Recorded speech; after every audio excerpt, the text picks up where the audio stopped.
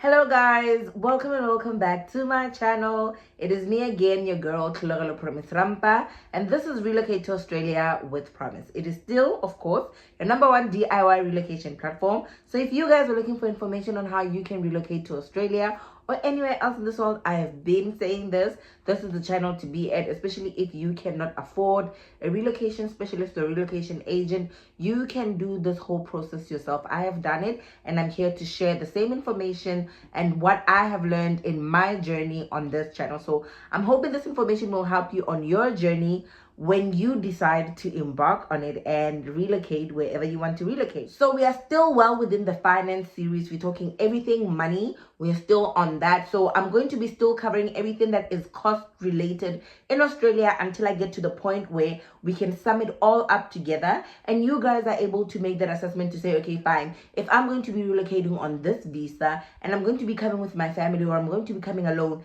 these are the expected costs. So you guys need to understand the different visas that are available, what it is going to offer you guys, and what that is going to mean for you, especially when you're looking at your finances and how you're going to be managing your finances after payday. So if you have any questions or anything you would like for me to cover within this finance series, this is the time for you to do so. So please leave your comments on the comment section. Leave your comments on the comments.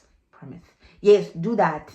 And then you can also interact with me on social media and I'll try to answer those questions as best as I can. But this is the opportunity for you guys. If you have any questions regarding money, don't ask any questions about like the permanent residency visa as of yet, because I'm still going to be going into it after I'm done with the finance series. It's like a whole series on its own as well, because it's very complicated and very complex. So I'm going to need a lot of time to actually get into the nitty-gritties of everything. So if you have any questions regarding finances, how you can manage your finances when you're at this side, do leave that in the comment section. I'm hoping that the finance series will help you guys to figure out if relocating is something that you can afford and it is something that you can do. When we relocated to Australia, listen, we literally did not know what we were getting ourselves into. We were just like, you know what? Whatever it is, it shall be. If we are going to struggle when we get there, at least we tried. We knew things might be greener on the other side, but let me tell you something. Grass is greener wherever you water it. If you cannot manage your finances right now, wherever you are, when you come this side, it's going to be the same thing. And now this time around, you're not playing with rands where you can bounce back quickly. We are talking about dollars, money with value, like big significant value. So if you're going to be accumulating debt or not being able to manage your finances well, when you're at this side, you're going to struggle. The other thing that I want to highlight to you guys, just because I'm talking about childcare, vacation care and everything, schools and children, it doesn't mean that this episode is only targeted to people who have children and are going to be relocating with those children, okay? This video is also for people who are planning on having children when they come to Australia. So I do advise that you watch so that you can have an idea, especially if you're planning on having a family when you come this side.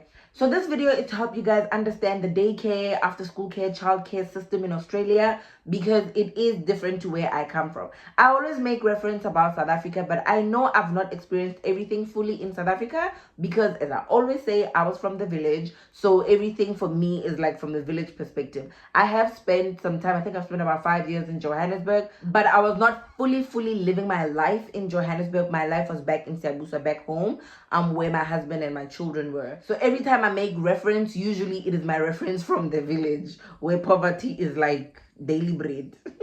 So number one, when you're going to be coming to Australia, briefly, I'm just going to say this briefly because I've already said this. You need to decide if you're going to be coming with your children now, especially if you've got children. You need to decide if you're going to be coming with your children now with the visa that you're going to be currently on. And I will emphasize this, whatever visa that you are going to be on as the main applicant, your spouse gets the same rights and your children as well. So let's say, for example, you are a single parent, and the other one has passed away or is non-existent or whatever the situation is, or maybe they are easy, that they are fine, they are agreeing to whatever that you want to do regarding the children, you're in agreement, fine. So let's say you're a single mother, single father, and you've got 2 children. You obviously have to be mindful of the fact that you are going to only be having one source of income.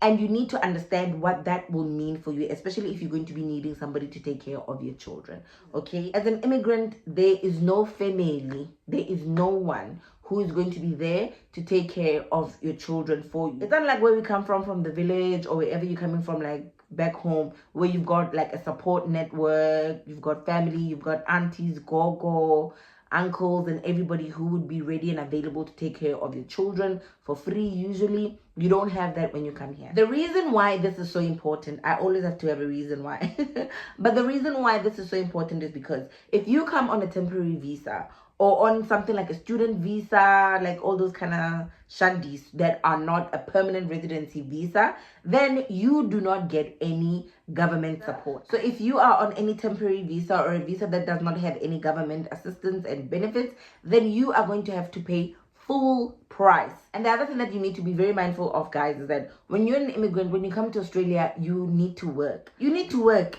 You are not on holiday. Like, you literally need to work. The thing that I want to explain to you guys is that there are different types of childcare in Australia, okay? The one that would be usually used by people who are either going to work or who just need some respite during the day if you're not going to be going to work is your normal conventional daycare. So here in Australia, what they do, they bill you per hour. So you need to say, okay, fine, I start work at 8, 9. So I'm going to be dropping off my child at 7 or 7:30 or whenever, and I end work at 4 or 5 o'clock. So I'm going to be picking up the child 5:30, 6:30. So depending on the hours that you've booked, then you get billed for that, okay? We'll go into the cost later. I'll tell you the numbers later.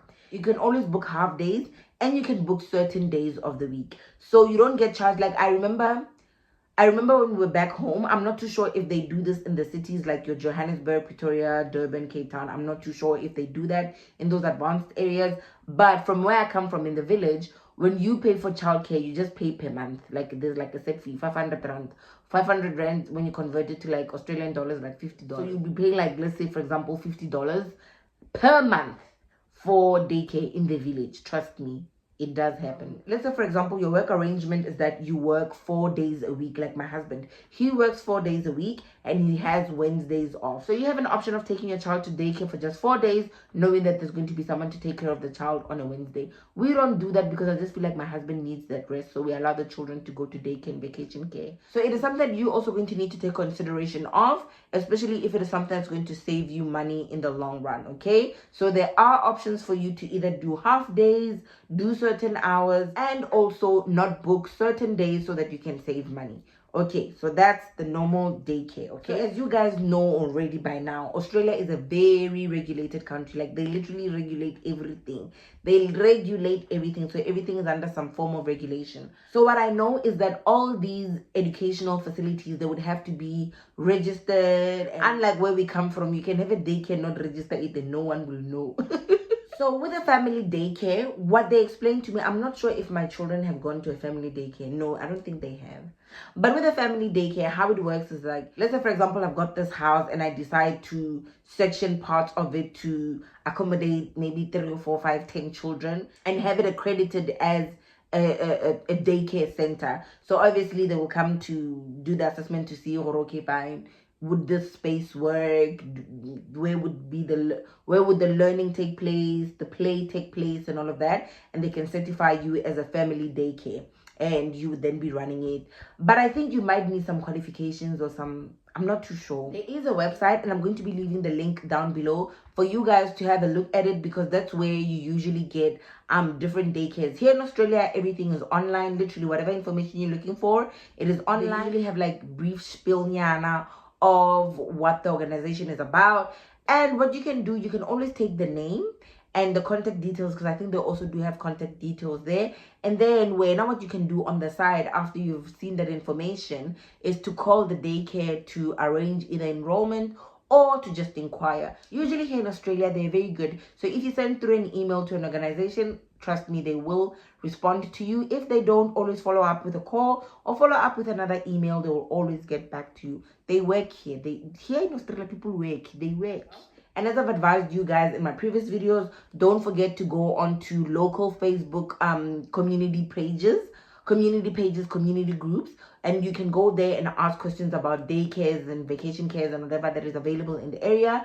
And people usually are able to provide that information, and they're very kind about it. But yeah, you can always ask them what's the best daycare in the area, and they will definitely have suggestions. They will definitely have comments and experiences about the worst ones. But yeah, you'll get the gist and the idea, and you can decide which daycare you want to go with. So you might go to a daycare and they tell you, okay, we can only offer you 3 days, Monday to Wednesdays, other slots are full. So your child will now be attending 3 or 4 different daycares because you could only get 1 day here, you could only get 3 days here, and whatever days there. It is something that you also have to take into consideration because it might also happen to you. It did not happen to me because with me, if I would go to a daycare and they would tell me we only have Monday available or Friday available, and I'm just thinking the logistics and me having to think today's Monday, today's Friday, this child has to go here and there, I know for sure 100% I would have dropped off that child there on a wrong day. So and the other thing with daycares that you need to be very mindful of is some daycares do provide food. Like the daycare that Klo goes to, they do provide food because having to prepare food for that child, I'm already preparing lunch for myself, my husband, and Marang. Adding Klo to that mix is just a headache. I'll do that next year. So there are some daycares that do provide food, and they're very transparent about the diet and all of that. They do have all these information usually online for you to have access to, especially if it is a proper daycare. And there are daycares that are more flexible, so you can decide, okay, I don't want my child to eat here, I'll pack lunch for my child, and they allow that. And there are some daycares that are strictly saying we do not provide food for your child, so your child needs to bring food. Usually those daycares are much cheaper than the ones that provide food, but man, it really depends on your pocket and what you can afford and all of that. So those are things that you should be mindful of. So that's the daycare situation. Another option is having a nanny. So where do I start this conversation? Okay, number one, when I came to Australia, I got to realize how far behind we were as Africans, as South Africans, especially when it comes to minimum wage and for people who are considered our helpers and people who are helping us to either raise our families and take care of the households and all of that. People who are maids and helpers in South Africa, they are underpaid too. They are so underpaid. But anyway, in Australia, having a nanny, you have to be very, I don't want to say you have to be rich, but you need to afford to have a nanny because you will not be able to have a nanny or a live-in nanny or any kind of situation like that because they are expensive. Nannies here are expensive. They charge insane. They charge crazy. There's some people who do decide to have a nanny, so they will bring in that nanny to their house, or you will take that child to the nanny's house or whatever the agreement is. But yeah, usually nannies are very expensive here. They are paid, trust me, 10-20 times more than what people are being paid in third world countries. That's one thing I will tell you. I'm not too sure about the prices of having a nanny because I've never had one. I did hire a nanny back in Grafton. I did hire a nanny once back in Grafton when we were still in New South Wales. And we did that for a few hours because we had to attend my husband's work fun, like Christmas party or something like that. So we were gone like almost throughout the night until 2 a.m. And I think we paid that girl, if I'm not mistaken, 200 and something, almost $300. And for me, and this is like just for about, because we left around like 6, 7. Yes, like let's say from like 5 to 1 a.m. For those hours, 3,000. You separate with 3,000 rands. 3,000 rands in just a day. I was like, no more. I was like, no more. See me do this, kill me. Kill me. I said to my husband, I was like, so ziputi, so zimnandiyen lento. Imagine 3,000 for just a few hours. Okay, the other thing that is available also is something called vacation care and after school care. So after school care, vacation care. Okay, these are for children who are in the school ages. Okay, so these are the years between like 5, 6 years of age to like 12 going up. I'm not too sure if there is vacation care for children who are above the ages of 12. The reason being, usually they say like 5 to 12. And the reason behind that is, as I said, Australia is very regulated. So here in Australia, it is illegal for you to leave your children that are below the ages of 12 at home unsupervised. They say it is illegal, but there are always ways around it. But you have to have like a safety plan. Like maybe the child must have a cell phone or something like that, that they can call you if they need to. You as a parent will decide what is the best parenting strategy for you and your family. But yes, so vacation care and after school care is the same program. Vacation care obviously is for school holidays, because as an immigrant you will not have family, sometimes not even have friends, child to be taken care of, so they will need to be still in like a facility for them to be taken care of. So that is vacation care for school holidays. And then after school care is for your children when they come out of school. I get it. Obviously they have to charge you a half day, because the child is going to literally be there, going to be there for a couple of hours, from like about 3 hours, but still the money is still a lot. So this is something that you also have to think about. Ne? When you're coming to Australia with your children, you must know, or okay, if I come with my child who is 1 year old, then I'm going to be paying for daycare for 5 years. How much is it going to be? By the time you're done paying, I'm telling you, my friend, you will realize that you have just bought yourself a mansion. And this is actually the last year that I'm going to be paying for daycare, because Thlologelo is going to school next year. I am so happy. I'm literally counting down the months so that I can start saving my money and eating my money. Oh, I've literally paid for university 5 times by just paying that child's daycare. It is so expensive. It is so painful. Daycare in Australia is painful. So with vacation care and after school care, it gets very tricky. It gets very tricky, especially when you're looking at your money, ne? The reason why I say this, and when I say it, you're going to be like, see what you mean. During the school term, it is much more cheaper. So you not pay as much as you would be paying when it is school holidays. When it is school holidays, obviously it turns into vacation care. So the cost now goes back to the whole daycare situation. It becomes very expensive. And the other thing to top that, some daycares will have activities and excursions and all of that during the school holidays. So usually with Marang on a fortnightly basis for her vacation care, after I get my Centrelink benefits, like my subsidy from the government, I would pay like around 150 for her vacation, for her after school care. But after the school holidays, now this past fortnight, we have paid almost 400, and it is because of it being vacation care and all the excursions that they went to, and the price just became too big. When I paid it, I'm like 4,000 for fortnight. 4,000, mind you, I am getting subsidy from the government. So if you're not getting subsidy from the government, yeah, it is, you can imagine. So there can be like informal arrangements that you can do, but as an immigrant, usually that is very limited for you, because you don't know anyone when you come this side. You need to make those connections. But yeah, some people do get lucky where they do have those options, some people don't. And as I said, in the long run, sometimes Australia does allow for you to bring family members. So yeah, you can also do that, where you can get a family visa or a visiting visa for somebody for about a year, especially after you've had a child. You can always like pitch that to the government and maybe they can grant a visa. My advice or my recommendation for people who are going to be coming, especially on a visa that is not a permanent residency visa, and you have children that are below the ages of 5, so children that would not be going to school immediately when they come here, because school really does help you, especially if they're going to be going to a state school. I'm going to talk about that one later. But if they're going to be going to a state school and not paying for school fees, it is going to help you with your finances. So you might consider leaving your child if your child is between the ages of 0 to 5 and they should be in daycare. Your visa is not going to allow you to get any subsidy or any benefits from the government. I would recommend that you either are able to come with somebody here in Australia who's going to be able to take care of the child at home when you go to work, or leave the child at home wherever you're coming from. And I know it's going to be difficult. I don't know how mothers do that, fathers do that. I don't know. You are very strong if you would be able to do that. For me, I want to struggle with my children. I want to see them here. But sometimes you might have to consider leaving the child until you can sort out your finances this side. Maybe get a permanent residency visa so that you can get support and then bring that child afterwards. Or wait for the child to then turn 5-6 years of age for them to go to school. So it is something that you can have a conversation with your partner or the person that you have a child with to say, okay, maybe this is something that we might need to do, or I might have to do before going to Australia. And then the child will come when they are of school age. Worst case scenario, after they turn 12 years of age, I don't think you should wait that long.